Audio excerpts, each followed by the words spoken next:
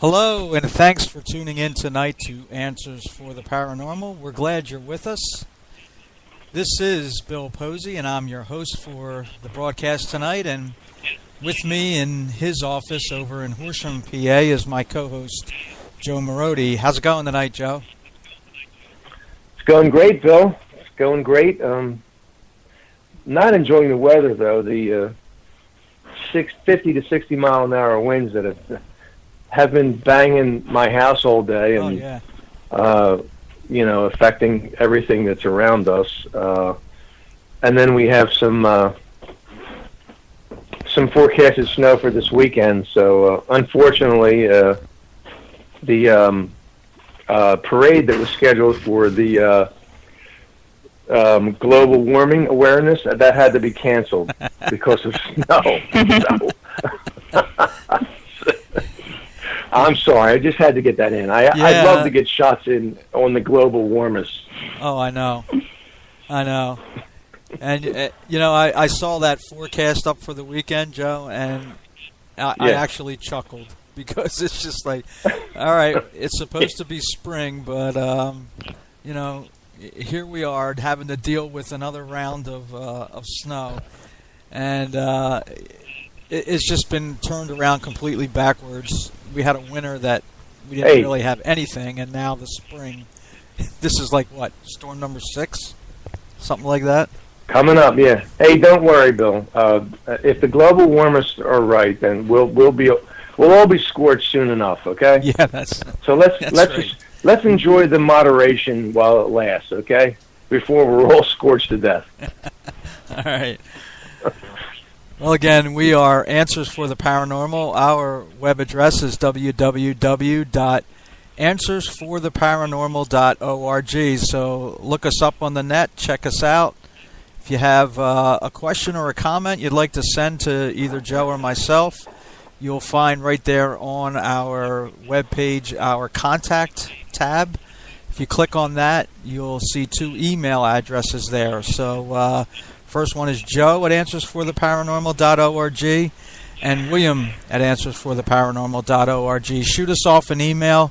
We'd be more than happy to enter into dialogue with you, talk to you about anything that is on your mind, any questions, or if you want to know more about salvation in Jesus Christ, we'd be more than happy again to speak with you. So go to our website, go to our email addresses, and shoot us off a message.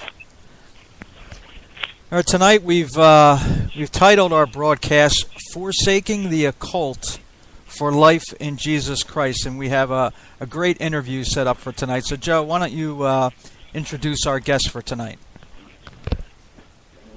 Yeah, tonight we have the great pleasure of welcoming ex-Umbanda spiritist medium of Brazil, Ivani Greppi, to Answers for the Paranormal. Ivani, welcome. Hi, Joe. Hi, Bill. Thank you so much for having me. Thank you, Ivani. It's really a pleasure for us to have you with us.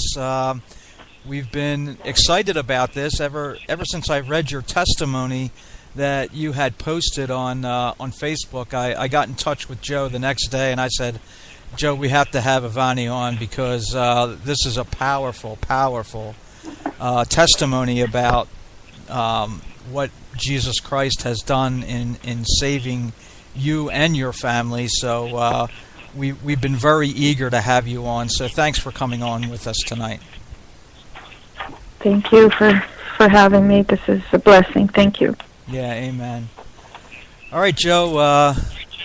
Let's get right into the questions that we have prepared for Ivani for tonight. So, Joe, I'm going to turn the microphone over to you. You go, brother.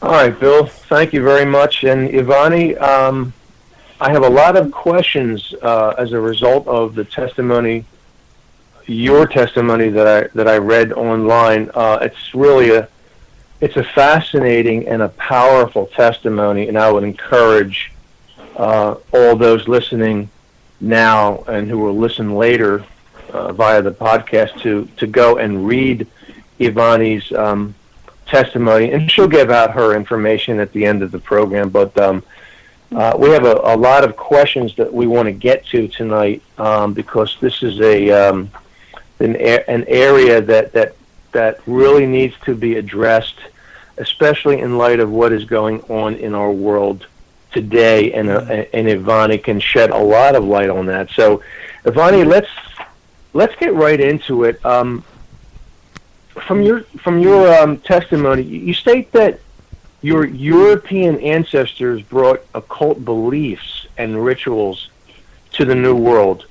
What were they specifically, and why was Europe a hotbed of occultism? Well, as far as Europe being a hotbed of occultism, as we know, the occult has been here throughout history. So it wasn't anything new at the time that my great-grandparents came from, on my maternal mother's side from Spain, on my father's side, his paternal grandparents from Italy. But I believe that probably it took off with Helena Blavatsky and Allan Kardec, who we'll speak about later on. He was from France. And that is still a huge following in Brazil. Allan Kardec is a spiritist, and I know you have questions for me about him later. But what they brought to Brazil are the beliefs and practices. On my father's side, my great-grandmother, who was from Sicily, she was a healer, and here it's called Strega or White Witch, and all she did was blessings and healings, but it was through the spiritual realm. Even though she wasn't considered a medium, she was called a healer. But she did, there was worship of other gods besides Jesus Christ, and again with all these religions, and we'll get to that later. There's the mixture of, Catholicism with the occult. So that was on my father's side, believing in the spirit realm and healing. And my father's dad, my grandfather, had a very strong psychic abilities as a child. He could see certain things happen before they actually took place as a child, and so he grew up with a lot of what they called, gifts of psychic abilities. On my mother's side, her great-grandparents were, before they came to Brazil even, they already believed in spiritism and channeling spirits and contacting the dead. And that was also used in the type of a healing, white magic sort of belief, because that was believed to be from God. So primarily, I think that covers the first question. They healed the evil eye and things like that. Ivani, as I was going over your testimony, what struck me was the blatant, the obvious presence of occultic practices. Did your family consider what they were practicing to be occult in nature? Not at all. No. It was truly, with all sincerity, my family believed that everything we did as far as spiritism was from God. And being able to see into the spirit realm was a gift from Him. We didn't believe in the God of the Bible, but we believed in a God, the New Age type of God, where you believe that God is a fourth energy, universal, that kind of thing, an energy in the universe. And then Jesus was a man who walked on earth, who had a very elevated spirit, the most elevated spirit, besides, that he was close to God. And he was also considered a medium, and that's what we believed. He was a very the highest hierarchy of mediumship. and that's why he healed and did all that. And we didn't believe in heaven. We didn't believe in hell. But never did we think, and my family believed that what we practiced was evil. It was always believed to be good. And, my grandparents, they were wonderful, loving people, all of them, that practiced these things. And we were created in a loving environment. There was, someone asked me, there was no animal sacrificing or anything like that. We were deceived, because we were practicing the occult through, Satan, but we believed it was from God. And may I just add something too? Yeah, sure, sure. No, and I think because of the healing nature, like we would see good things happen through the practices, because the Bible confirms that. Yes, Satan and his minions, they do have the power. Mm-hmm. They have certain powers, limited powers, but they do have powers. They'll mimic, they'll counterfeit God's miracles, and that's throughout the Bible. And we experienced healings and miracles and things like that that were all counterfeit. We paid a price for it, but at the time we did not. We thought that was a good thing, again, from God. So I'm sorry. Go ahead, Joe. No. That's very very key to understand what is happening here. Ivani, is there a word that is translated into your language that translates from occult? In other words, in your language, what is occult translated to? It's the same exact thing, and it's called occultismo, occulto, which means hidden, which means, it's from the Latin. Okay. Root. It means occult. It's just like in English. It's something hidden, something that's dark or not seen. So it's the same translation. Yeah. Okay. Very good. So we wouldn't consider what we did occult. Occultic in nature, which it is, but we didn't at the time. Yeah, and that is very key to understand as we move forward here. You touched on a little bit Allan Kardec and his influence. He wrote a book. I'm assuming it's called The Gospel According to Spiritism. Could you explain what that is? Yes. Allan Kardec, he was a French philosopher, teacher in the 1800s, that he basically... So everything we practice stemmed from his teachings, and he wrote many books for The Gospel According to Spiritism. It was published in 1864.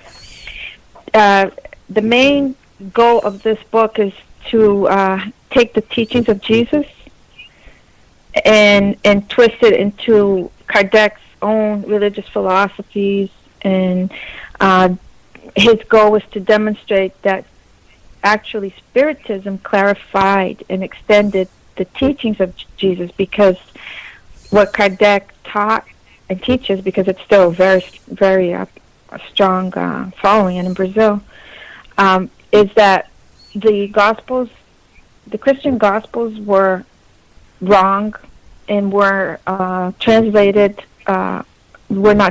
correctly, and the spirits gave Allan Kardec's, it was a spirit guide would, tell him what the actual meaning of each gospel or verse was. So he, used the Bible and translated it through his gospel, what the actual meanings of these teachings were.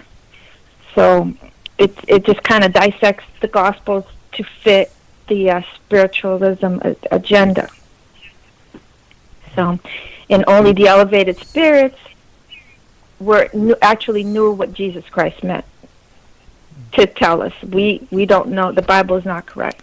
So that's very dangerous right there, because I never believed in the Bible, ever. Yeah. The Bible to me was not true. mainly because of this. Joe, I have a follow-up question for Sure. Ivani, what was Kardec's view of beginnings? As Christians, we believe in a literal. I believe he was a Catholic. Uh-huh. He was a Catholic, but then he started. There was an encounter with someone that was invited him to a seance type of meeting, and after that he became a medium himself, and went on from there with receiving messages from spirits, and it became a huge following. From France it went to Brazil. He also a very important part of the teachings of Kardec and Spiritism is, of course, reincarnation, but also evolution. There's a huge teaching of evolution, Greek philosophy, things like that. Yeah, it's a big mixed bag of different belief systems. Sure. Mm-hmm. How about, were there other influences besides Kardec? Well, he was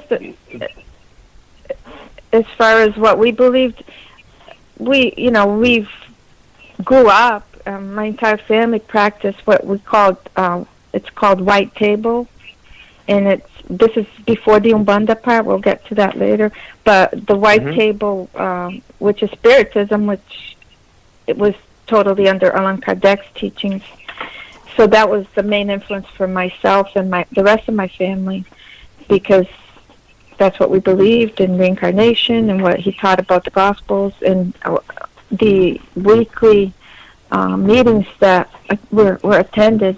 My great-grandmother, my grandmother, my mother, my aunts, everyone attended. Not everyone was a medium that channeled, but my grandmother and my great-grandmother were. My grandfather was.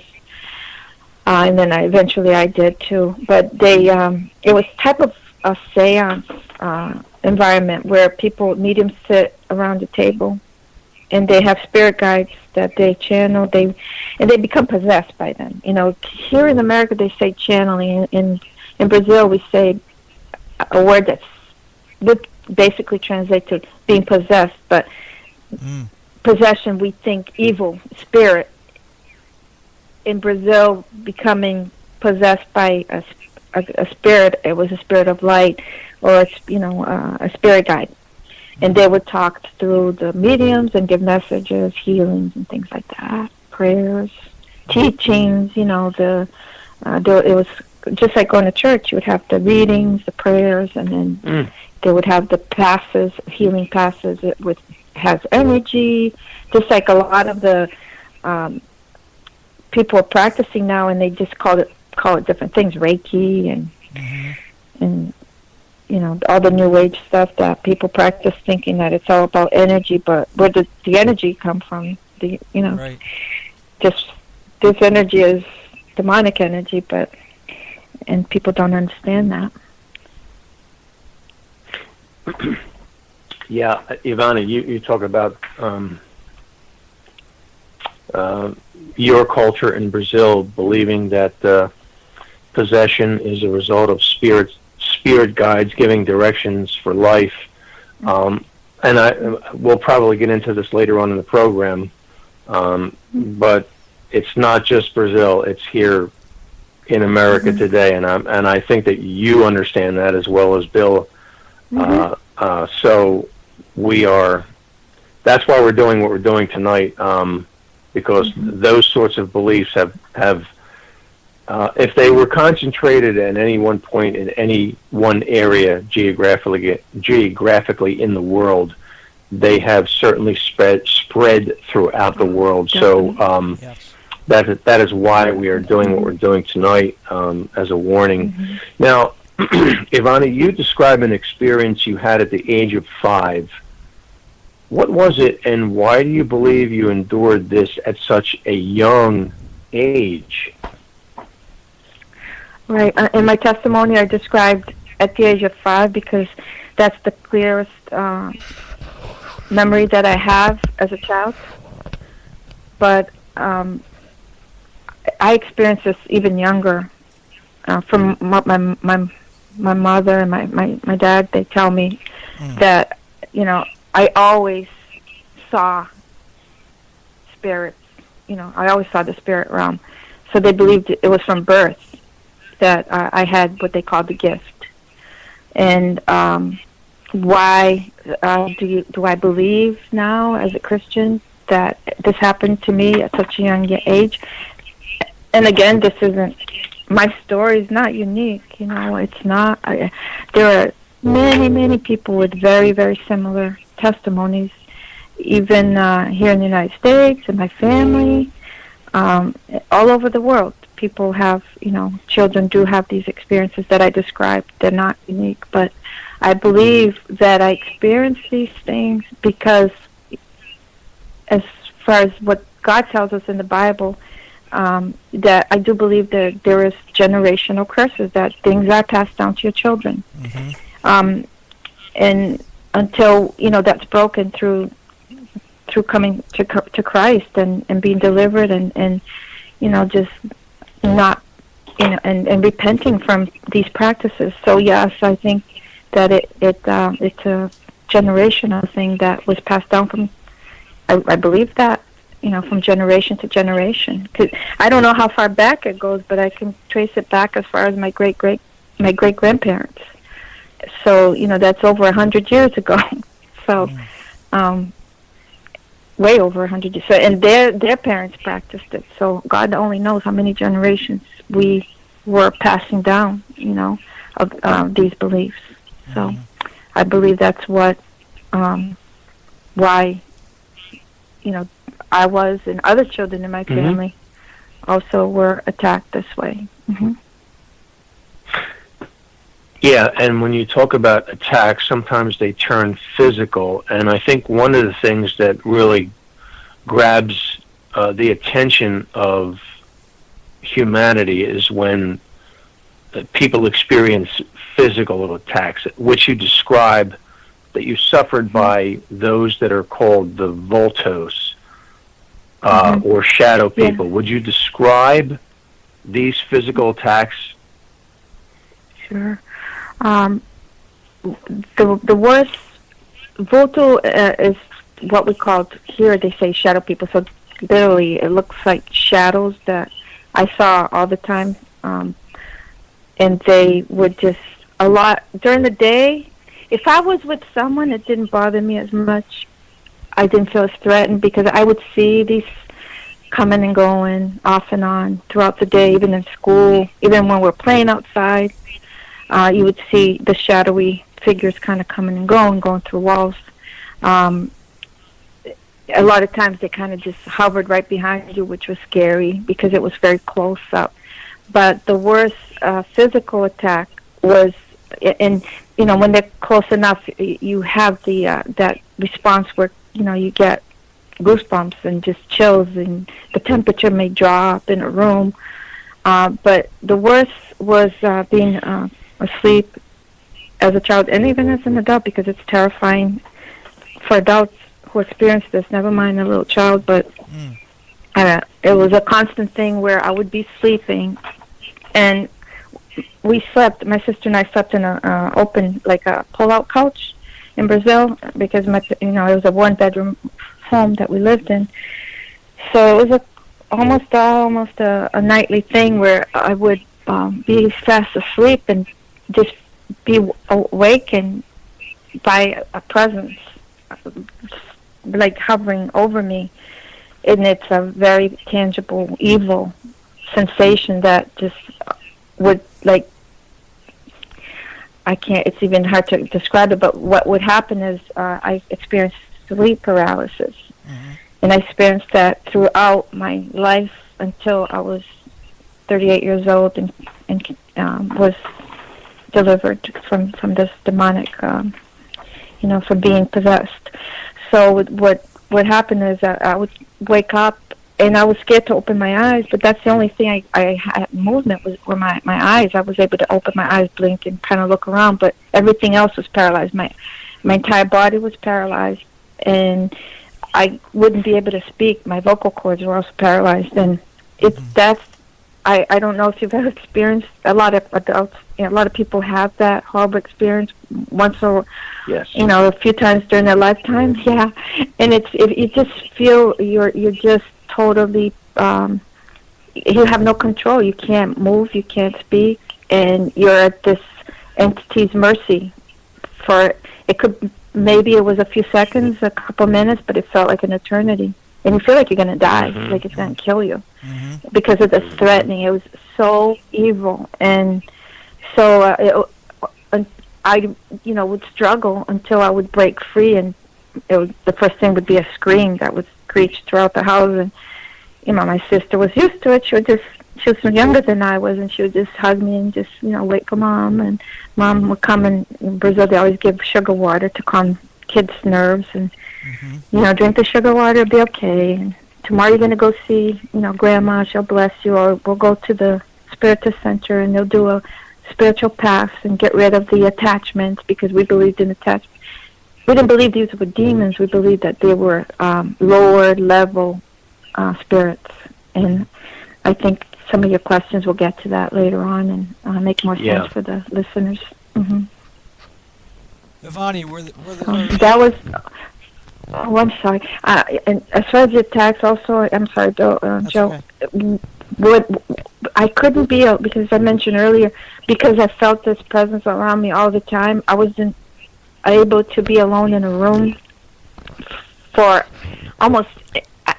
If my sister, poor thing, she was my chaperone. She had to go with me everywhere, and she got tired of it. It was being a kid. She wanted to play. She was more of a. I was always a quieter, reserved kid, but she had to chaperone me around the house. And sometimes my mother would just get so angry and just say, "You go in the room and you get whatever I'm telling you to go get." And if I was forced to go, or my sister wasn't around, and I had to go do something and go anywhere in the house by myself, I would make myself go, and then I would feel the same presence as I did when the sleep paralysis happened at night. And it would be so threatening and overwhelming that I would just run, literally run with my arms flat, and I would just I would trip, I would fall. It felt like a lot of times I was being pushed. And I would hit walls, I hit furniture, I had bruises and scratches all over my legs, always.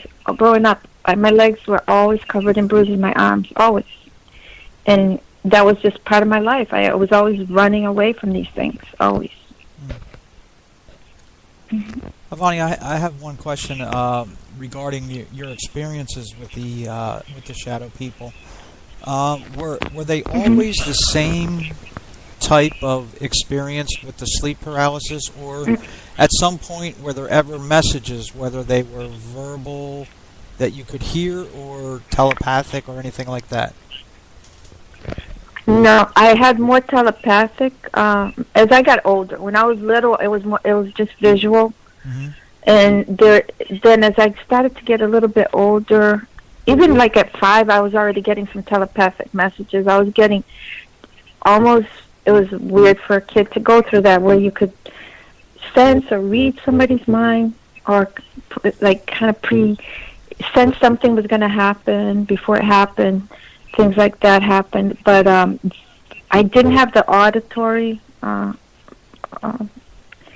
they call gift, where I could hear voices, unless when I was coming with the sleep paralysis, and just coming from that, between the sleeping and awakening, you could hear it sounded like a whole bunch of voices together, kind of overlapping each other, whispering. Yeah.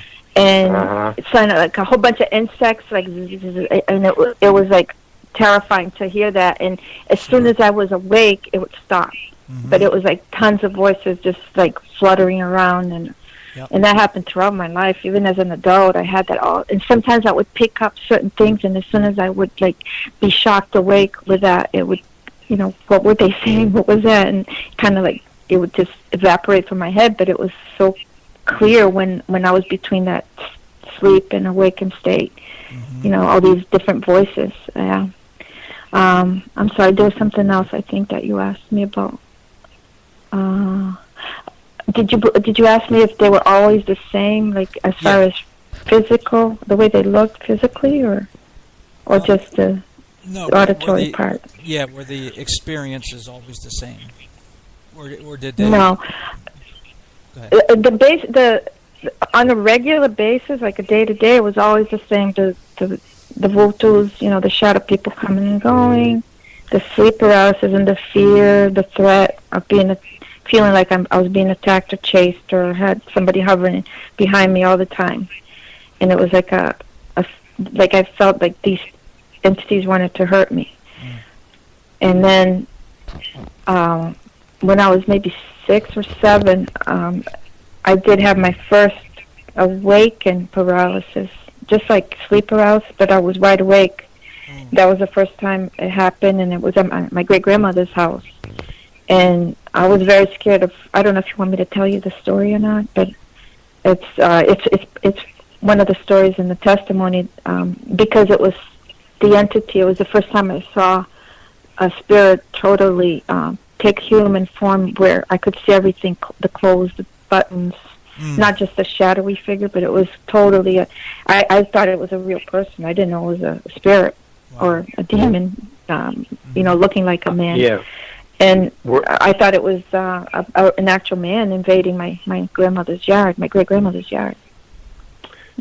Yeah, we're going to get to that in the next question, Ivani. Okay.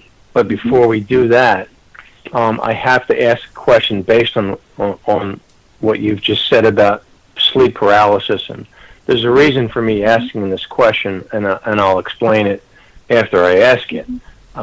When you experienced any of the paralysis that you're mentioning, whether it was sleep paralysis or paralysis that wasn't related to sleep, were you on any kind of medication, specifically a psychotropic medication? Never. Remember, this is in the late 60s in Brazil, mid to late 60s in Brazil, and we were very, very poor. I don't even remember going to a pediatrician until I came to the United States. And I think the most powerful medication I ever had was aspirin. When you got sick, or the only time you'd go if you had a cold or the flu or anything, you'd be taken to the pharmacy, and the pharmacist would give you. But there was not even a consideration for mental illness. This was such a normal thing. I'm sure if it was here in the United States and I had grown up here and I had experienced these things, I would have definitely been put in some kind of medication, or had to, been treated for some kind of psychiatric problem. Yeah, definitely. But no, I never had any medication. The reason that I asked you that, Ivani, was that your description of your sleep paralysis was almost to the point of my experience of sleep paralysis. And, we can give it the heading, the description of sleep paralysis, but it is a demonic attack, a multiple demonic attack. And I experienced the same exact thing that you did. And the reason I asked you if you were on any psychotropic medication was to dispel the scientific notion, explanation, as if, someone can come along and say, well, you were under this medication, that's why you experienced that. Now, I was under, I was on a psychotropic medication at the time, Halidol. So I never, looking back now, I won't go back and say, well, I experienced that because I was on Halidol. Now, Halidol might have had something to do with opening a door, opening a passageway for demons to get in, but that wasn't the explanation, and that's why I asked you what I asked you. So no one can say it's a result of medication. It's some sort of experimentation that is done on people while they're in mental hospitals, which I was in. So I wanted to get that out of the way. And, you know, as you were explaining what you were going through, I had chills on my arms because I experienced the same exact thing. Yeah, Same it's exact a horrible, thing. So, horrible thing to experience, and it is demonic. I know. I'm a nurse, and you know, we'll get to that later. As far as growing up in the United States, and you know, being a professional, that's why I never shared this with anyone, because as a nurse, I am not ever taken. You know, I grew up in the 70s, and I never did any hard drugs ever. So. And this is not to put judgment on anyone, but that people, they'll say yes. And I believe that drugs will open doors to demonic activity. Absolutely, but, yeah. I mean, I believe that's it's so strong. But as far as experiencing this, I've done a lot of research on it, and as a nurse, it's, you know, it's dispelled by the scientific community as it's a neurological, it's a narcolepsy and things like that, and trust me, after I was delivered, it never happened again. So hallelujah. You know, praise the Lord for that. But definitely, you know, I'm not saying that there are psychiatric problems. Of course there are. You know, there are imbalances of chemicals in the brain that can cause things. I believe in science. But I believe in God first of all, and I believe in that we live in a spiritual world. That we're surrounded by spirits, and we need to be very cautious of what we open ourselves to. That's right. Absolutely. Bill, did you have something before we moved on? No, go ahead, Joe. Okay. All right. This is something that really fascinated. Everything fascinates me about your testimony, Ivani, but this particularly, that there was an incident which compelled your family to develop your skills as a medium. Would you share those circumstances? Yes, because that's a very, very common thing for people that believe in spiritism. And because first, if you're born with the so-called gift, what happens is you can't develop your talents or skills as a medium to receive these spirits, which, you know, we say receive, channel, be possessed by these spirits, until you're after puberty, and there's all these rules. There are many, many rules, because they know, you know, in spiritism that these practices can cause physical harm to the medium, and you have to be physically, emotionally, mentally developed to be able to become a medium. So there's a certain progress that, and that's a very common thing. You know, it wasn't like, oh, my parents just decided I was going to be a medium. It was because I was born with what they called the gift, and I did see the spirits all the time. There were many people in my family and people that I grew up with, many people here, I'm sure, in the United States that I have experienced seeing.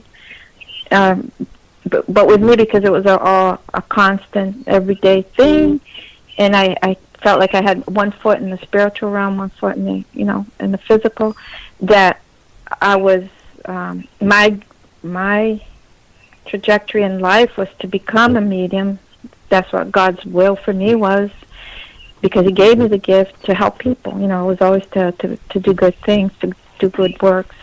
And my family would take me to the meetings, to what we call the white table meetings, the seance type meetings, to be blessed and to receive healing from the attacks, because the way it was explained was because I had the gift and I was too young to be able to control the spirits. I was like a magnet to inferior spirits that will try to communicate through me, and I didn't know how to handle that.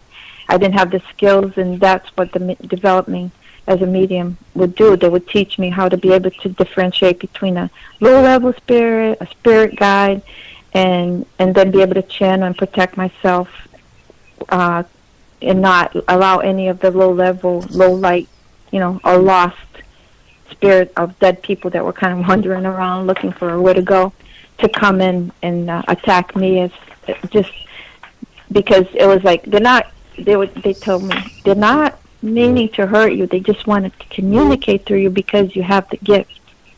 So you're like a little magnet, and they come and they're not trying to hurt you, even though it's scary. So that's what they believed. They didn't do that to hurt me, because that's what they believed was my future, and that was my preparation for it. So.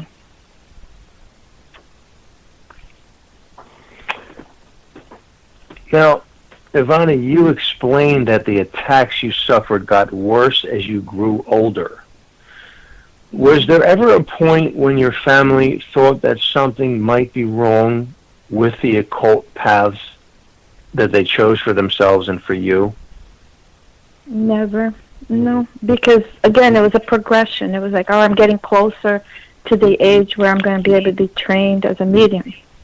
So, no, it wasn't. We never thought, my parents, my grandparents, no one thought, okay, we're doing something wrong, or this is occultic. No, it was like, this is part of, the pain of, serving. Eventually that will pass. She's going to be able to control the spirits, and she'll be a medium, and she'll be able to control all the attacks, because a spirit guide will be, protecting her, and candles were lit. All these rituals were done all the time for my spirit guide to come closer, to help me. But, again, it's contradictory, because now when you look at it, it's like, that doesn't make sense. How could you believe that? But we really believed that that was the way, and that's just how it was. It wasn't. That's how the spirit world worked, and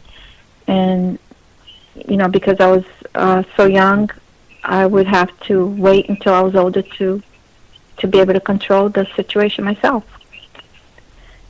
So it was never thought of, maybe we're doing something wrong, maybe we shouldn't. Yeah. What was thought a lot of times was, maybe there's a curse put on the family, or the evil eye, people are jealous, so it sends evil spirits to hurt you. That we believed in all that stuff too. We also believed in like the Italian belief, where the evil eye, that people can send curses to you and things like that. We believed that all the time. Yeah, that was maybe she wore that dress and somebody looked at her and cast the evil eye on her. So let's take her to the spirits and send her. That's why she's waking up crying, because that spirit followed her home, because she's a medium. And there was always an explanation, but never, this is a horrible thing. And my parents, again, my whole family, they're the most loving family anyone. I mean, I had a wonderful childhood, except for this horrible, it sounds crazy to say, but my loving, caring family, we had, everything else was normal.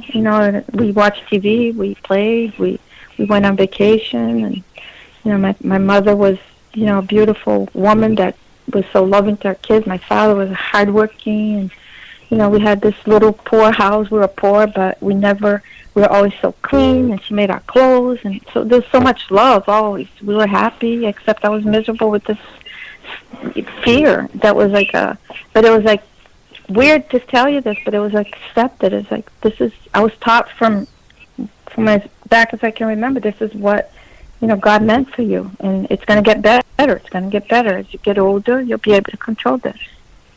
So, yeah. Bill, when we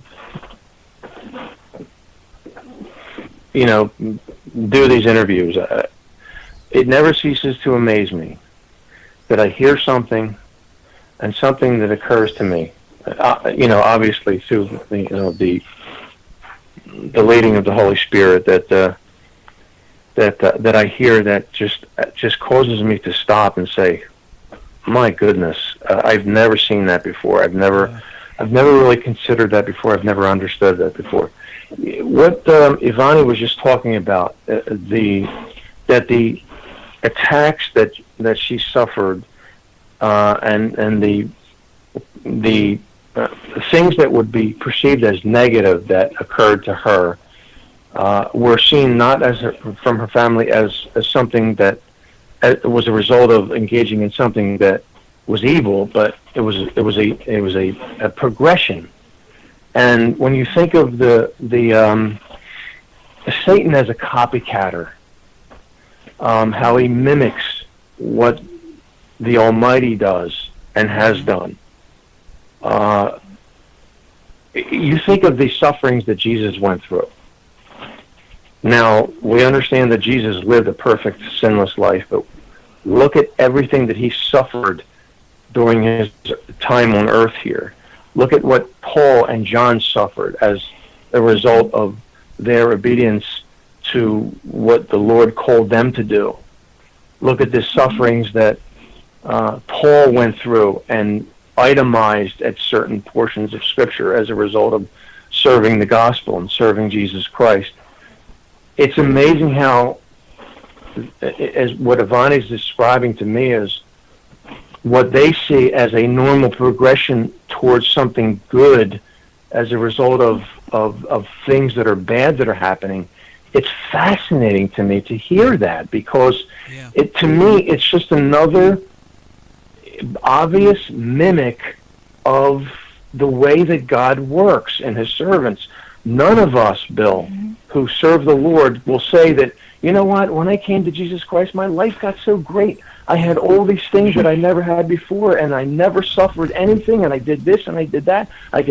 No, I can tell you that as a result of coming to Jesus Christ, that I have endured suffering that I've never known before. But it's all leading somewhere. That's why I'm still doing it. But you guys understand what I'm saying? That there's a mimicking that's going on here. It's amazing to me. Yep. Yeah, that's a great way to explain that. So that's awesome how you explained that. Yeah.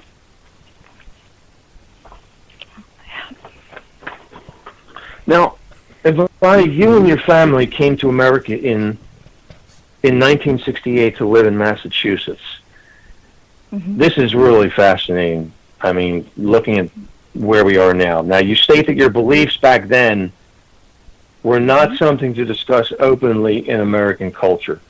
Would you elaborate on this a bit? Like, what made you think that you couldn't discuss your beliefs in spiritism or mediumship or contacting spirits? Or what was it about America in 1968 that said, no, don't talk about that? Right. Well, we lived in a little city called Taunton, Massachusetts. As a matter of fact, a lot of my family still lives there. And that's where my, it's so complicated stories, too convoluted to explain, but just to give the listeners an idea of why we came to Massachusetts. My father's mother was born in Massachusetts from Portuguese immigrants. Eventually, she ended up in Brazil. She lived in the United States until she was 6, then came full circle in 1966 and came back to America. And we came 2 years later in 68.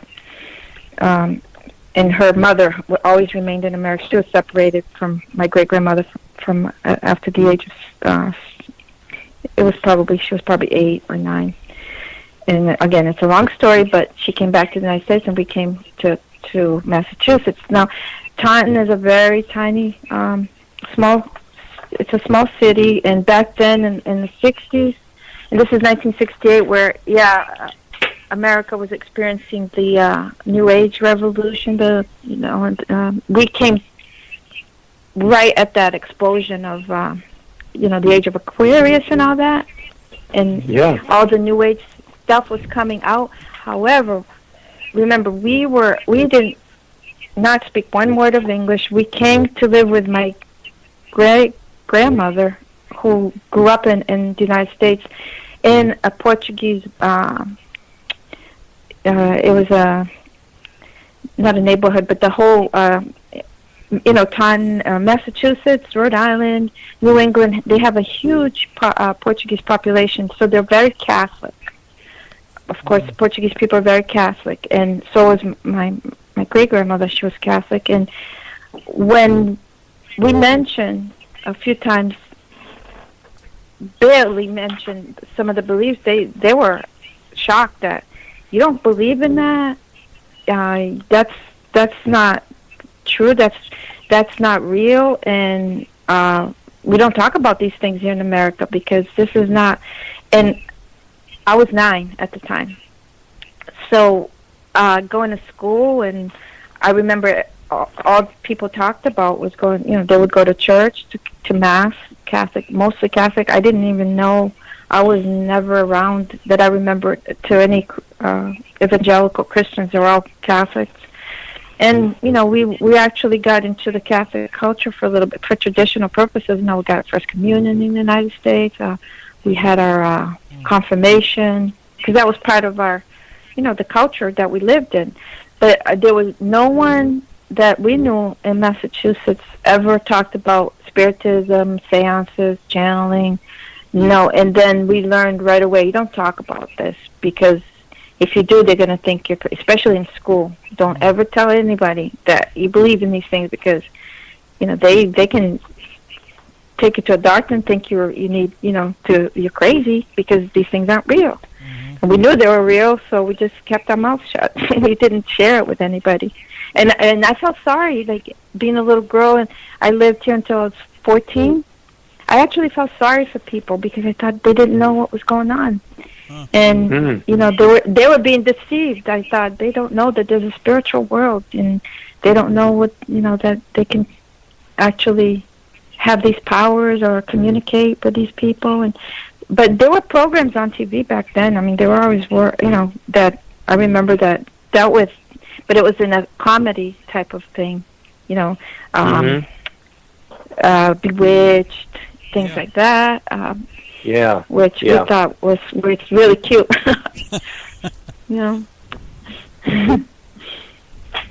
But we never consider ourselves witches. It's like we were medium spiritists, and we believed we all only did good. It was all to the white light. That's it. No darkness, even though it was all demonic. But again, we didn't know. That's a very good segue into my next question, Ivani. It's one of the things that I had to grapple with as I read your testimony, and even now as I'm listening to your testimony live, is it seems like there was a willful ignorance on the part of your family when it came to the reality of evil and how it manifested itself. So, with that in mind, did your family ever question why paralysis would be associated? Like you described earlier, the sleep paralysis that you had, and also the waking paralysis. Did your family ever question why that would be associated with a visit from the dead, such as occurred with what was believed to be your grandmother's grandfather? How did they see that as a good thing?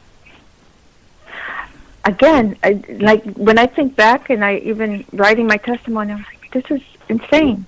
But even now, right now, as we speak, there are people in my family that continue to practice these things, and that's exactly what they believe.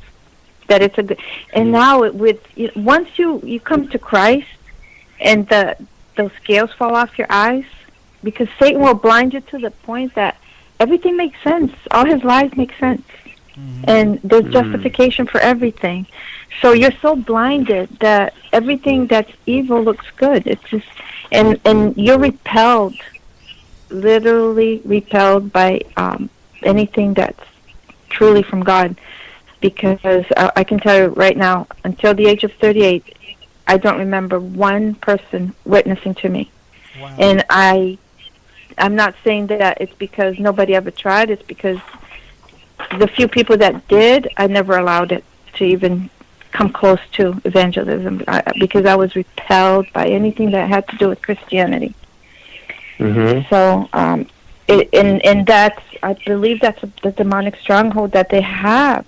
That when people are so involved in these things, that you totally blinded. You are blinded, and whatever, all these horrible things, they don't look threatening. They don't look bad. They don't look evil. They look like it's a good thing, and it's a progression. And the sleep paralysis is part of the spirit communication process, and that's what happens to you. Don't be scared, and you just accept it. And I know it sounds crazy, but that's how it is. And it's still, I'm sure I recently had a conversation with a cousin that's still practicing it, and she believes with all her heart that it's not evil and it's good. And we're the ones that are being deceived. Mm-hmm. So, yeah. You asked about the awakened paralysis. I don't know if we talked about that at all, but it's the same thing, and it happened twice.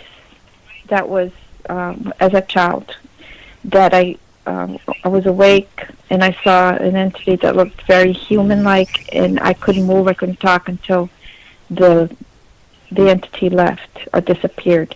And then I was able to scream out because I was so scared. And once when I was little, I don't know, maybe I was 7, at my great-grandmother's house, and I thought I was an intruder. I was an actual person coming in. And the second time, I was 14 when I returned to Brazil. My grandmother and I actually experienced that together. We actually saw the same thing at the same time. Exactly the same thing. While watching TV, the whole family watching TV together, so...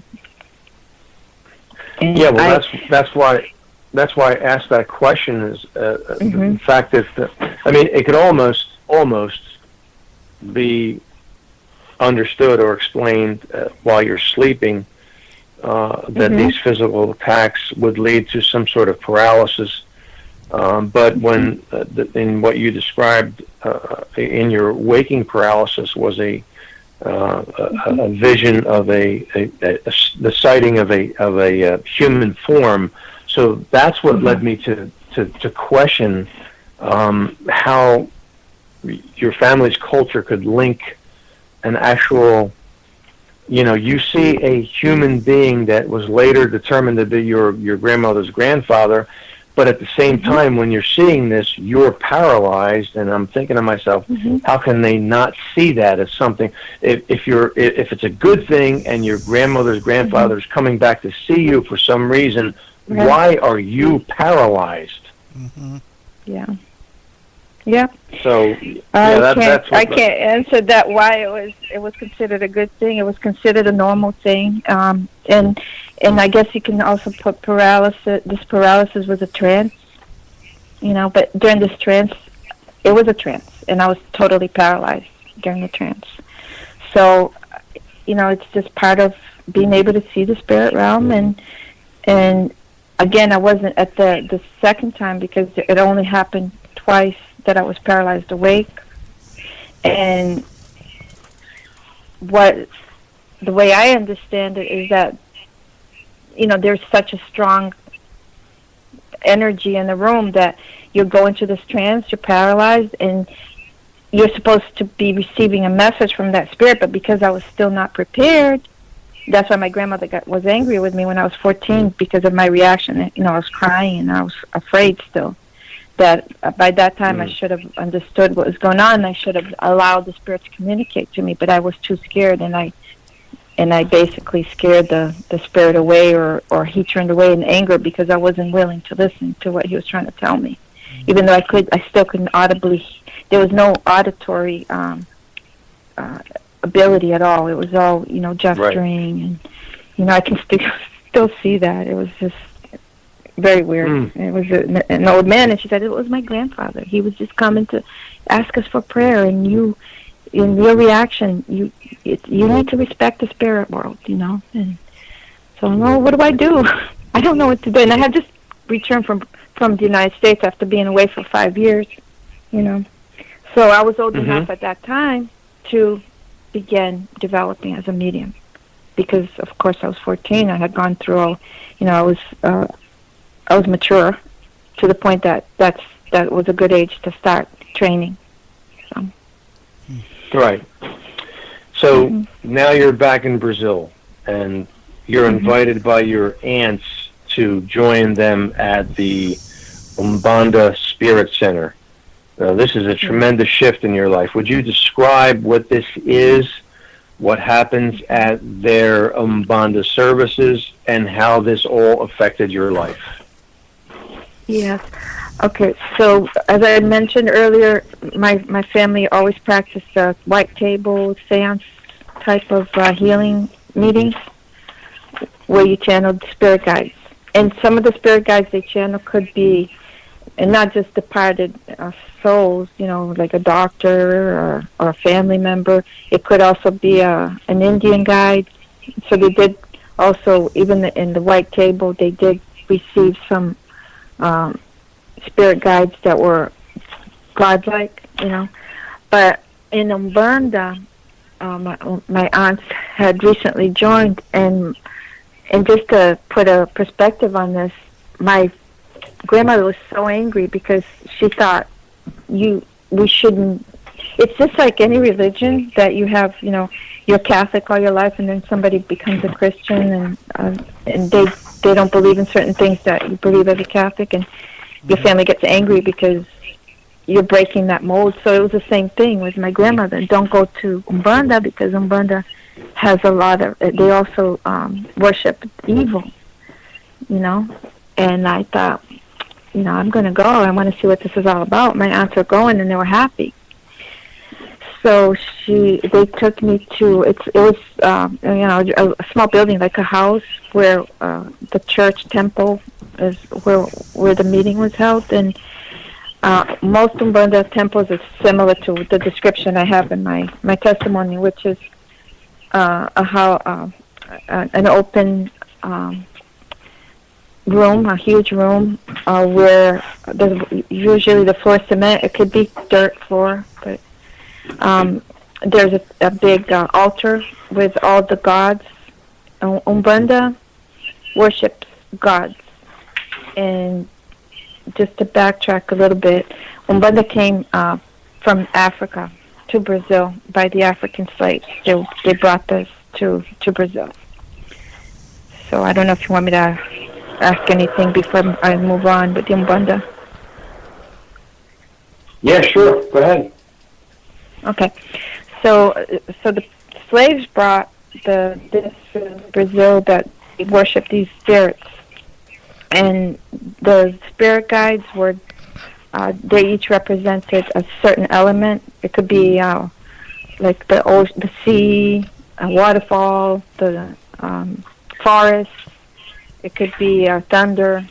And what happened when they came, the Portuguese slave masters that brought them to Brazil didn't want them to worship. They wanted to make them Catholics and teach them, about Catholicism. So the slaves would bury because back then, they were in the coffee fields. They would bury their gods.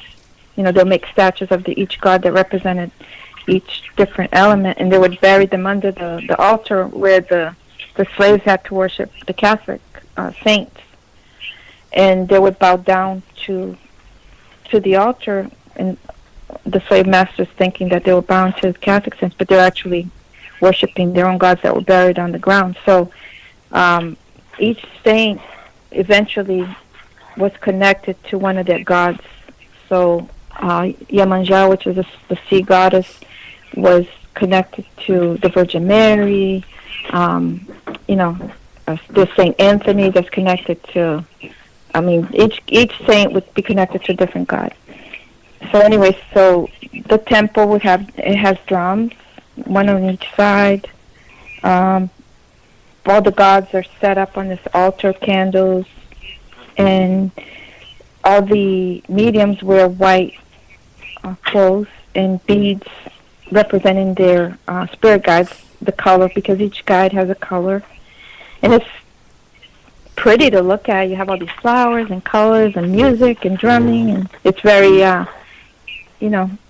when you first walk in, it looks pretty. It's like it looks holy almost. But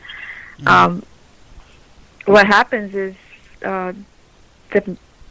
it's separated. People that come to be healed or to receive messages from the spirit guides, they sit just like in a church, in pews, and the where the mediums are separated by like a little fence or a gate, so people won't go through until they're invited, and that's like the holy ground. And there are candles, incense, music. The drumming starts to call in the spirit guides, and the mediums become possessed by them, and they dance and twirl around and sing, and then the patients, they're called patients, the people that come to receive the healing passes, they'll line up and be seen, like have a consultation with each medium and their spirit guide for healing, for breaking of curses,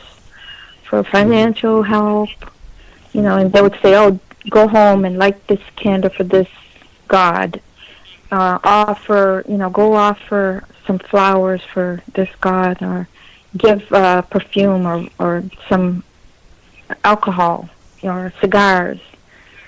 And so that was once a week we would attend, and that's when I started developing as a medium.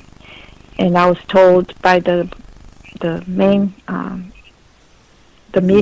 medium, they call Pai de Santo, which means Father of God, Father of Saint, I guess you could translate it literally to. He told me when he first met me that my spirit guide was from the sea, and I came from the water, so it's what they call the water spirit. So that's what I had. That was my spirit guide, and that's what I needed to develop, receiving and allowing, learning how to that entity take over my body and control it to where I would be able to do the healing passes, and so that's where my mediumship training started in the Umbanda temple. Ivani, I would say that most Americans would not be familiar at all with what Umbanda spiritualism is. But in Brazil, would you say, and maybe you can elaborate on the rest of South America, how prevalent is the Umbanda religion? Is it up there with Catholicism? Oh, yes, probably. We all called ourselves Catholics in Brazil. It's traditional, but we never went to church unless it was a wedding or. And I'm speaking for my family primarily, but most Brazilians that I know were the same. And they either practice spiritism, the White Table, Umbanda, and there's others. There's like Quimbanda, there's Candomblé, there's tons of different, but similar. And it all came from either Europe or from Africa, and prevalent. It's so prevalent that these gods that I mentioned, like Iemanjá, for example, she represents. Everybody knows who Iemanjá. Any Brazilian, you can ask who these gods. They know. Any Brazilian will know it. It's like very much like Santeria, which Americans are a little bit more familiar with, maybe because of it's exactly like Santeria. Actually, the names of the gods are even the same. We went to Cuba last year, and they practice. They worship the same gods that we worshipped in Umbanda. They just have different names for the religion. So why in the Caribbean are they worshiping these same gods? In other countries in South America, even Puerto Rico, the islands, because all these places were the slaves were brought to Latin America and the Caribbean to work the land, and they brought with them these beliefs, these gods. So they're all the same. And so yes, it's very, very prevalent, very well known. You see statues all over of these saints. Like if you go to the beach, they're all over. It's nothing for you to go and see somebody worshiping at the beach. or having a they worship. They actually have services on the beach. And one big example, if you anybody can Google it, on the first of every year, January 1st or 31st, it's one of the biggest Iemanjá. She's celebrated.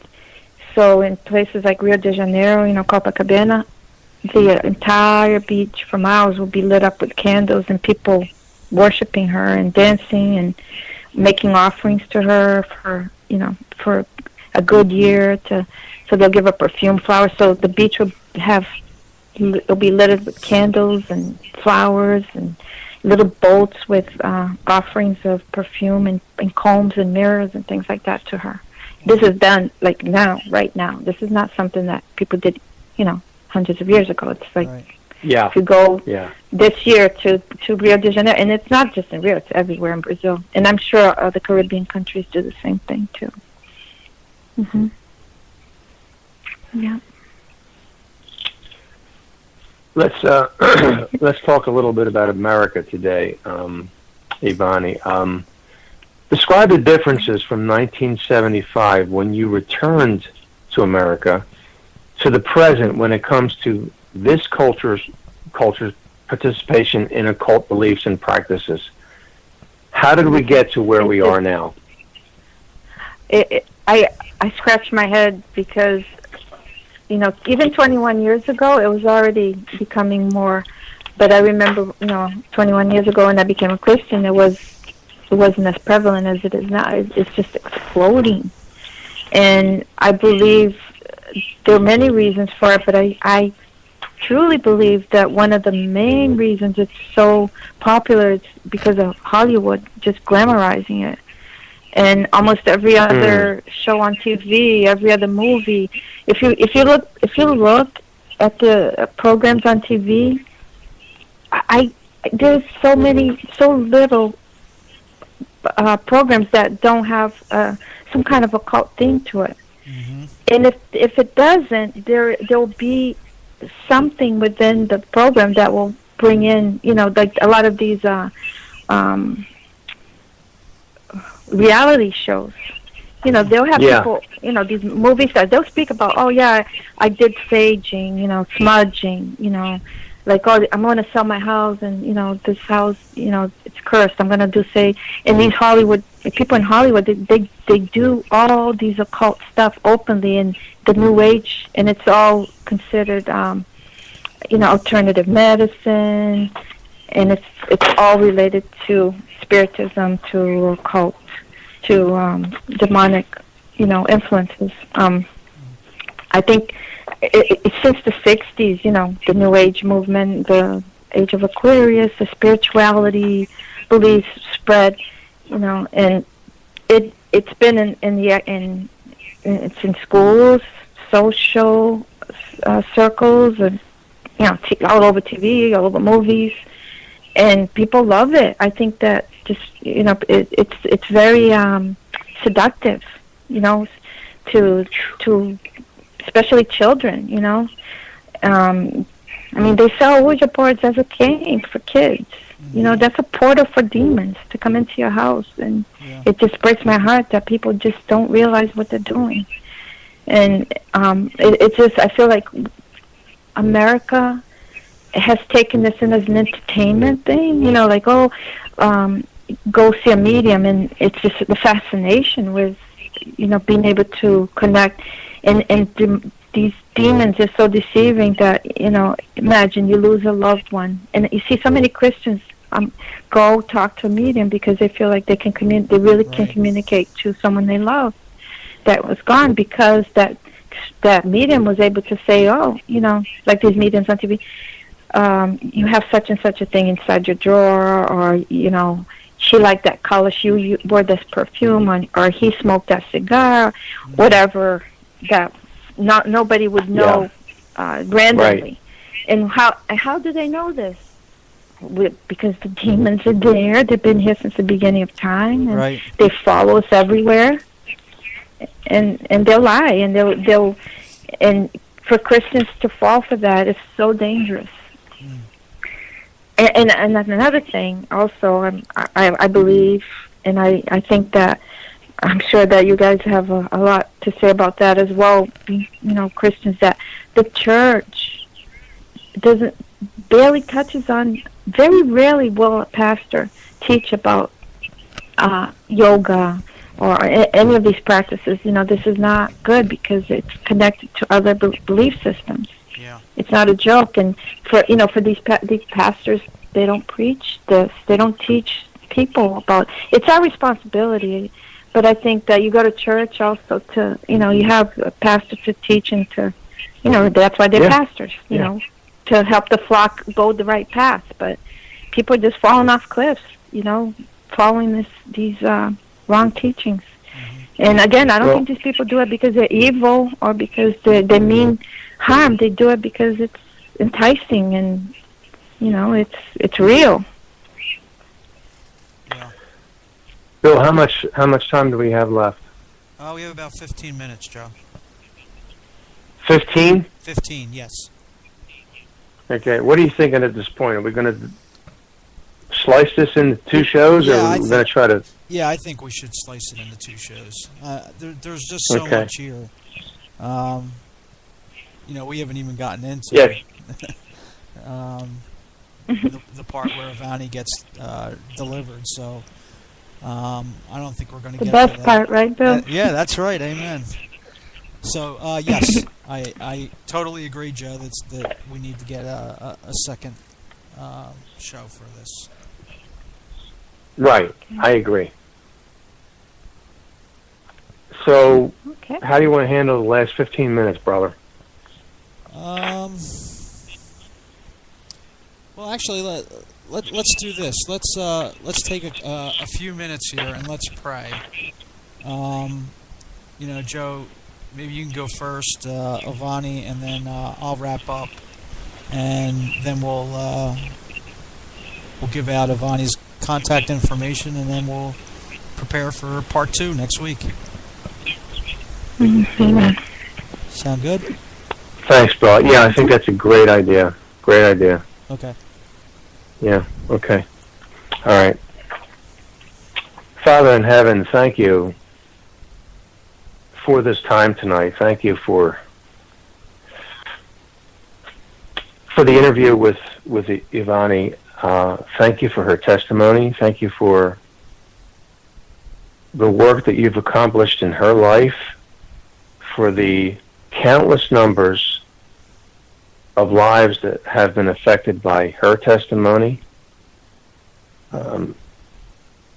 for the work that has been accomplished because of all of the experiences that she has had in her life. Mm-hmm. Lord, we don't hide our pasts. We don't hide the things that we were involved in, but we talk about them. We bring them out into the open because we want to bring glory to you. We want to honor you because you brought us from a point of darkness and depravity to life in Jesus Christ. Mm-hmm.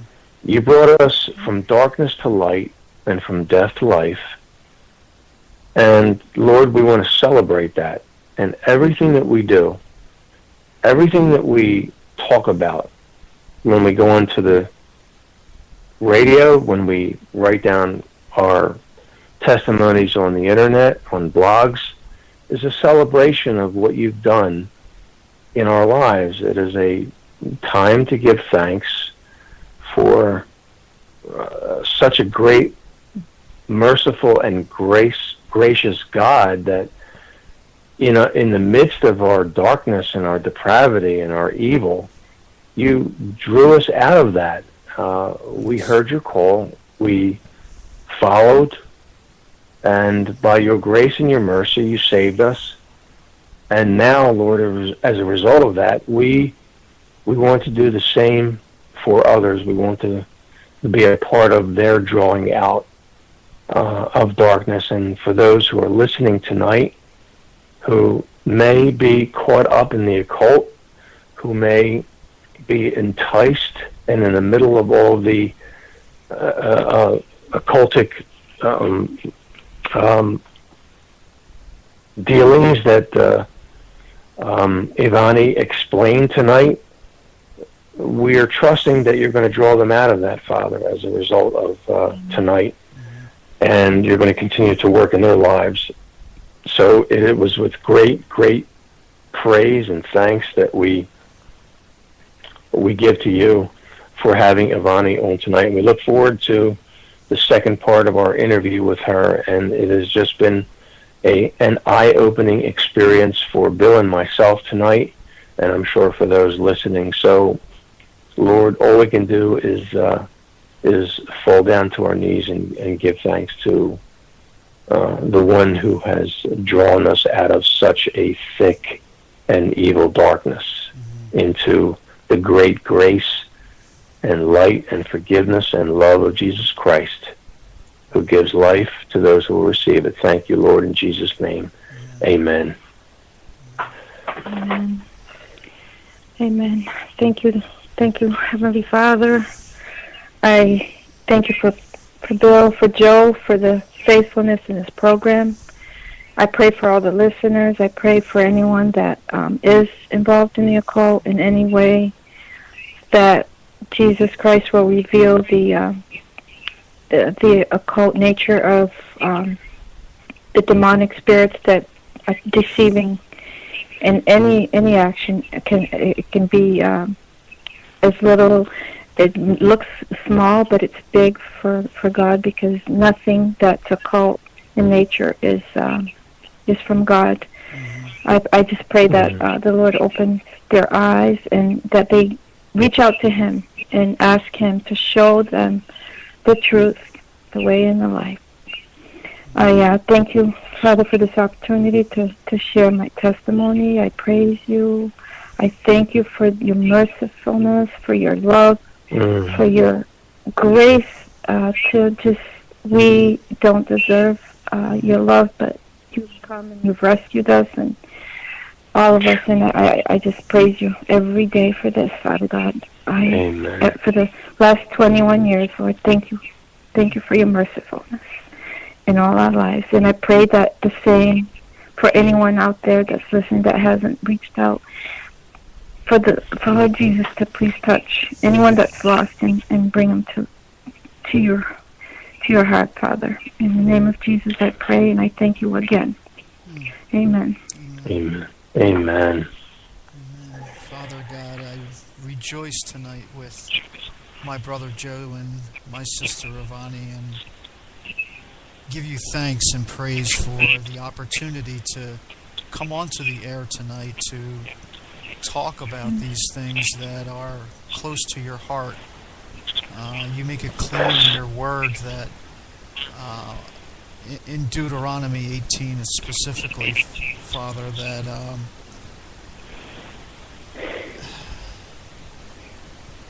that to involve ourselves in occultic practices is an abomination in your sight. Yes. And as both Joe and Ivani talked about tonight with people that are still involved in this, Lord, we ask that you would speak to their hearts through this program. I pray that in your infinite wisdom and mercy that you would lead someone to listen to the podcast who has involved themselves in these practices and are presently in chains, trapped by demonic forces who are preventing them to come to a knowledge of the truth that is only found in Jesus Christ. I pray that you would break those chains for that person, that they would come to a saving knowledge of Jesus Christ, leaving behind the hidden things, the things that only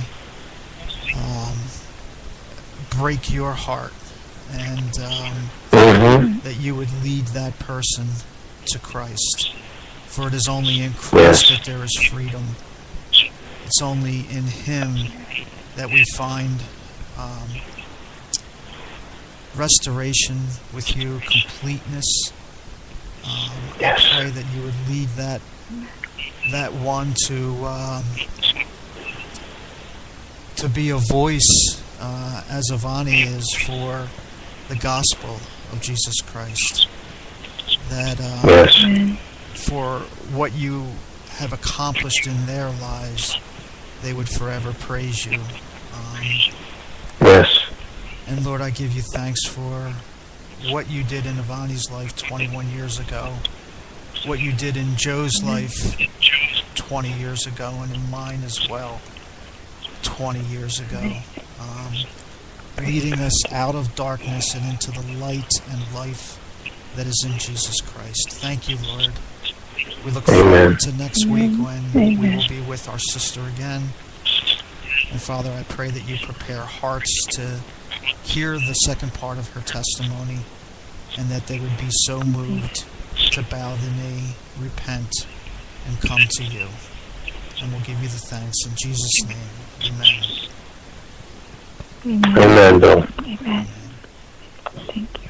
Well, Ivani, we want to thank you so much for tonight, and for your willingness to come back next week and to come to, as you said earlier here, the best part, when we find what Jesus did for you in breaking those chains and leading you out of darkness and into light. So we so look forward to next week, and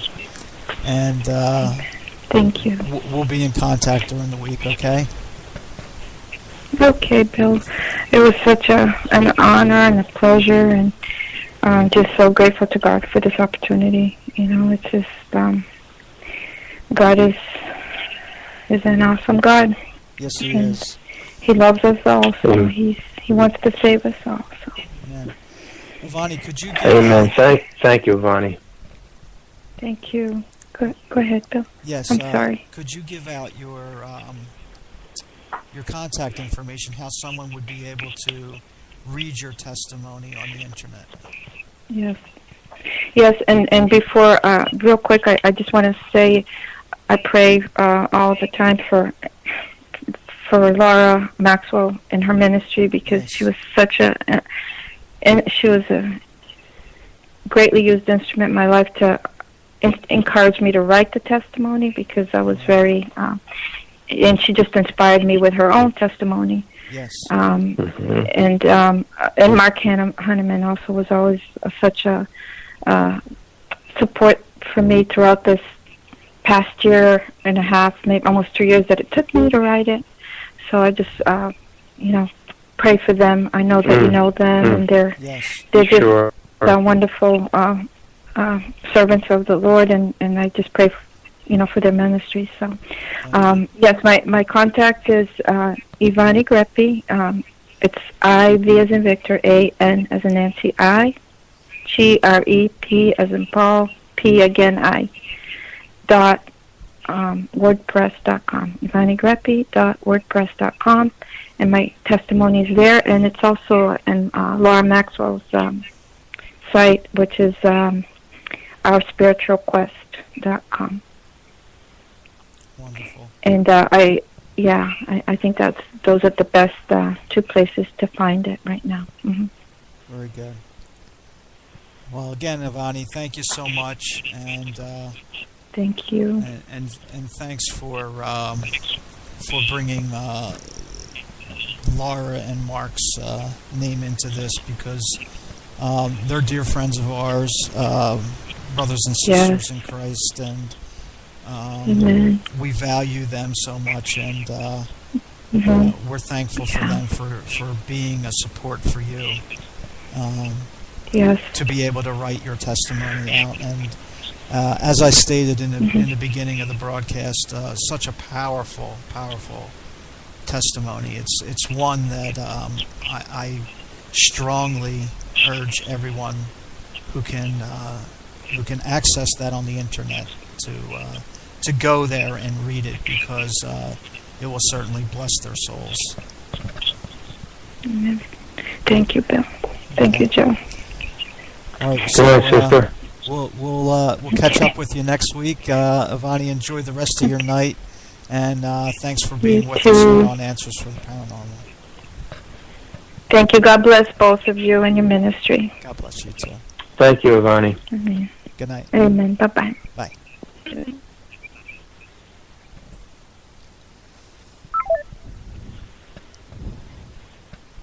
Joe, this is 2 in a row now where I find myself just, being a spectator as we were with Jerry when he was on. Just Ivani's her demeanor, her gracefulness. Mm-hmm. It was very, very eye-opening for me tonight. Bill, I think that we touched on some areas that probably we were somewhat familiar with, but to the degree how it saturated a culture, and it continues to do so today, not only in Brazil but here in America. I don't think that we've been in this ministry for 8 years now, Bill. I think that we're learning things all the time about how pervasive and how ubiquitous the extension is of Satan's occultic realm. So I think that we learned some things tonight from Ivani that help us to understand exactly what we're dealing with and how severe the issue is, and she just touched on it at the very end, how of all the people in the world who to ignore this issue, for Christianity to ignore it to the degree that they have. We'll get into that a little bit more in the next interview with Ivani. Is really tragic because there is no other group of individuals who are going to expose this for a satanic scheme, for the satanic scheme that it is. Mm-hmm. So, we learned some things from Jerry and from Ivani this week and last week that really should shake us to our very cores and make us stand at attention. And that's right.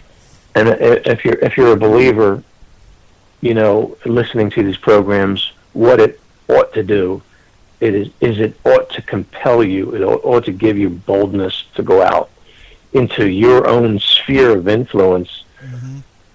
and address these issues where you can address them. When these issues come up, to not shy away from these discussions for any fear, because if you're a believer, you need to expose these schemes for what they are.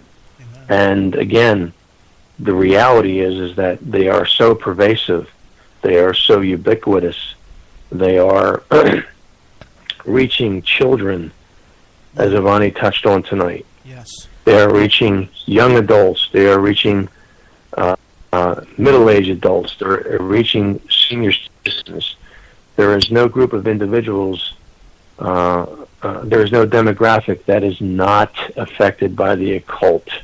And as Ivani touched on earlier in the program, and it's interesting because I asked her, I wasn't aware that there is no translation into her language for the word occult, which means hidden knowledge. Mm-hmm.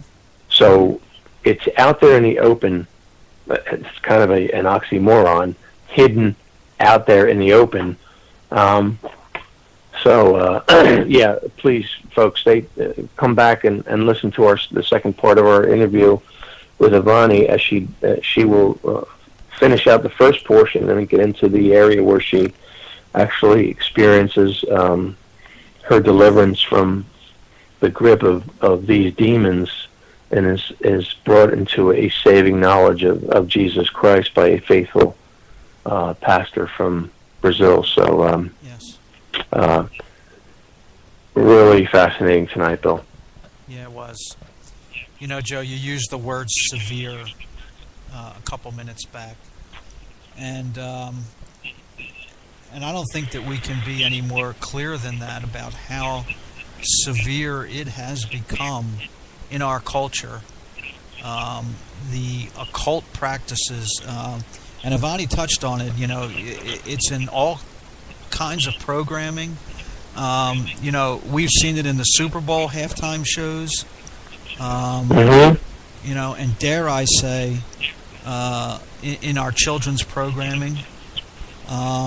So, you know, this is a serious situation that has taken its grip on our culture today. You know, and you think back to the 60s when all this started, in its present form that it is today. You know, it's always been there, even back in the time of Israel.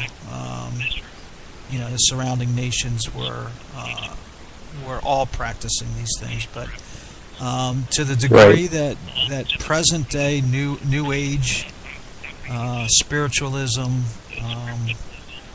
you know, has taken its grip on our culture today. This is something that needs to be exposed, and you know, and as Ivani said, and we've said, and Mark and others about, you know, how impotent the body of believers have been in addressing this, you know, and especially for pastors speaking from the pulpit to this. You know, it's something that we do need to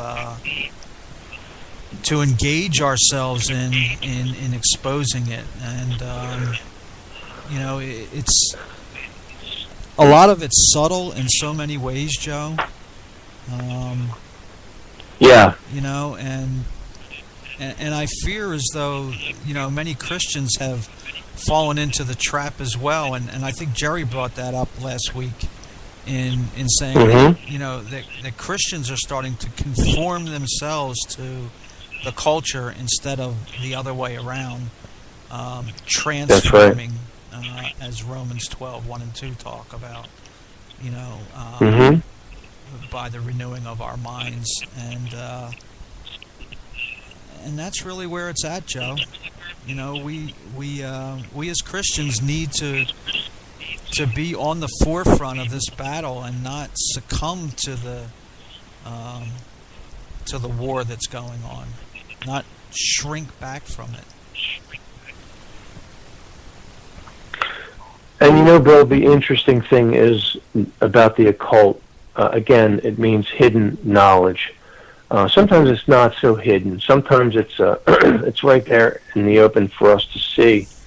It may be hidden initially, but what I would call the prophets and the prophetesses of the occult religions are brought out into the forefront. And you know, we've shared before, and we did a program on the Phoenix Lights and how we had opportunity to attend a MUFON conference in Philadelphia, and one of the speakers being a doctor from Phoenix, a Lynn Kitai, who experienced the Phoenix Lights phenomenon back in 1997, and since has toured the nation and spread the word about and Mrs. Kitai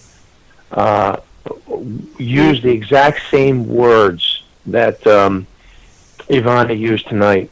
She used spirit guides. How Lynn Kitai would describe her spirit guides coming to her after this initial, what she believed to be a UFO encounter in 1997 in Phoenix, that her spirit guides would give her knowledge, and that it progressed to the point where Lynn Kitai would go would wake up in the middle of the night and go, if you remember this, Bill, she said she would go downstairs and she would get a piece of paper and a pen, and she would she would begin writing, and what we now know as automatic writing, she attributed to her spirit guides giving her direction. She said after I don't know how long it was, the half an hour, whatever, she would look at this piece of paper and all these things were scribbled down on it.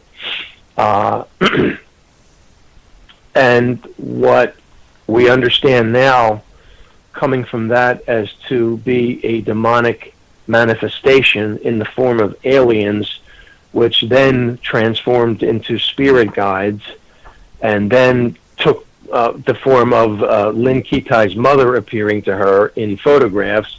So it's interesting to see how Ivani talked tonight about the progression that occurs within Spiritism. Yes. And how they ignore all of the negative things that happen to them, and they see them actually as good things. Right. Well, the same things are going on in our culture today. And this Lynn Kitai is a doctor. She's a physician. And she, at that time, Bill, and, you know, I don't know how far she got, but she wanted to bring this knowledge into the public school system about being visited by aliens. So this isn't something that is reserved to a fringe element of humanity. These are professionals that are they're propaganda ministers for occult beliefs and practices. And I think that, Bill, we've only scratched the surface of what is truly out there. There's only so much, Bill, that we really can avail ourselves of, because we all have lives to lead. We can't be on the computer researching 24 hours a day. So it's amazing when we come upon somebody like Ivani who can share her experiences with the occult. And the thing that I come away with, Bill, is that this is generational. I mean, this is like something that's handed down from grandmother to mother to daughter to granddaughter, and then the recycle repeats itself, and it's all seen as. And Ivani talked about this. I asked her about Umbanda as a religion. It's right up there with Catholicism. Yeah, it's a syncretation of Catholicism. So, and we can see that occurring here in this country, not with just Catholicism, folks. It's with, you want to call it Protestantism, go ahead and call it that. But these beliefs and practices are inching.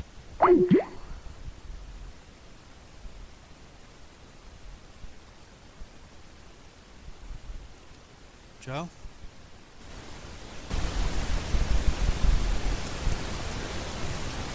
Hello, Joe, you there?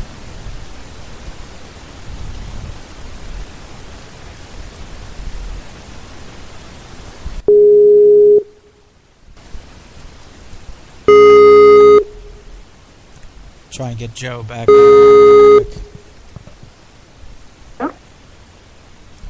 Hello? Hi, Ivani. Sorry about that. Hello? I lost. We lost Joe, so I was trying to get him back on here, and got you. I'm here, Bill. Oh, you're there? Okay. Okay, you want me to hang up, guys? Yeah, get out of here. Ivani is still with us? I'm back. She's back. You can't get rid of me. How did this happen? I don't know. The phone just rang and I saw Pennsylvania. I'm like, doesn't look like the same number, but let me answer. Yeah. Okay. I don't know if you guys need to talk to me or I'll hang up, get out of the conference call. Well, we were still going on talking about all these things, Ivani. I don't know, and I got cut off somehow, Bill. I don't know how that happened. It just happened, Joe. Just another one of the. I don't know. I don't recall exactly what you were saying at that point, but so that's a problem. Neither do I. Yeah. Well, someone unseen didn't want anyone else to hear what you were going to say, so they cut you. Well, let me just say this. Stay on the line? No, absolutely no. Oh. No. So, Bill, you called Ivani inadvertently? Yeah, I called back. I tried calling you, and apparently Ivani's number was attached to the conversation still, so that's why we're... Well, Ivani, while you're on the line, I just want to say, since you hung up, when Bill and I have been talking back and forth, we are really building up the second part of our interview. So, yes, whenever you're ready, we'll be ready. Awesome. All right. Okay? Next week, let's see. Wednesdays and Fridays are the best days because I usually those are the days I don't watch my granddaughter. But sometimes I have appointments, so I think I'm free next Wednesday and next Friday. So whatever works. I'll leave that up. I'll leave that up to you and Bill, Ivani. I'll open up any night. Okay. What works best for you, Bill, for next week? A little too early for me to tell at the moment, but okay. I'm leaning towards Wednesdays right now, so I'll be back in touch to let you know. Okay. All right. Sounds good then. Okay. Well, thanks again, guys. That was really wonderful, and my husband was listening to it in his office. He said it was he really enjoyed it. So awesome. Wonderful. And he said you guys are really great. He just, I think he loved the joke at first about the climate change. He loved that. I heard him laughing from here. So, all right.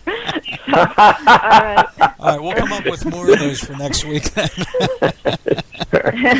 Ivani. God bless. Good night. Guys. Thank you. Okay. Good night. You too, Bye-bye. sister. Bye-bye. Hey. Okay. So, Bill, I assume we're off the air? No, we're on, Joe. We're still on the air. Yeah, we're still on.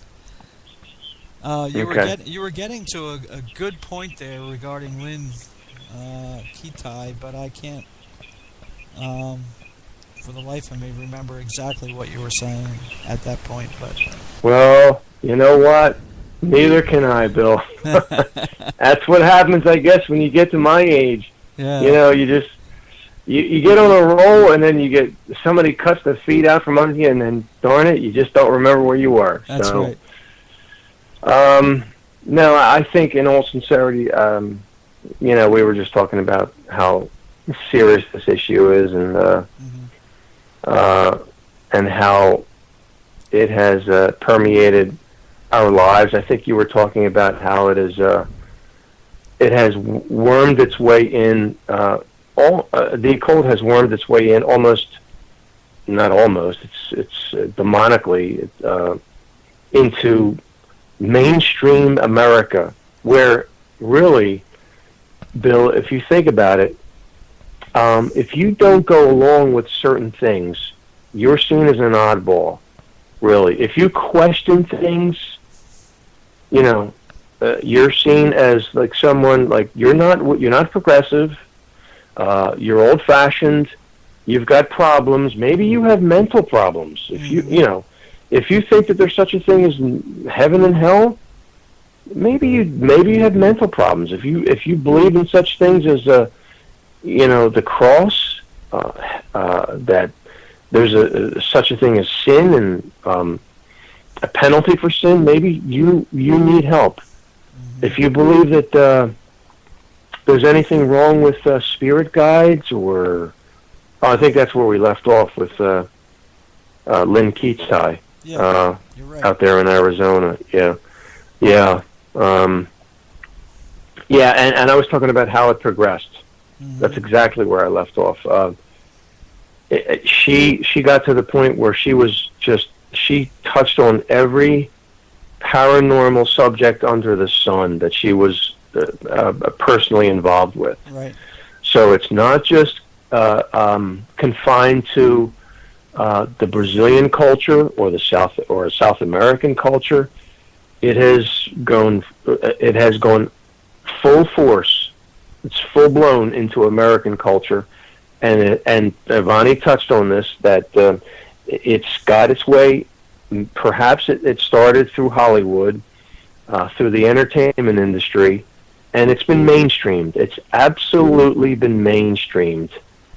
And she touched on evolution. We can touch on abortion. We can touch on homosexuality. All of those things have been mainstream. What, you don't? You think there's something wrong with homosexuality? Lesbianism? Well, there's something wrong with you then. Yeah. Abortion? That's a woman's choice. You think there's something wrong with that? Then there's something wrong with you.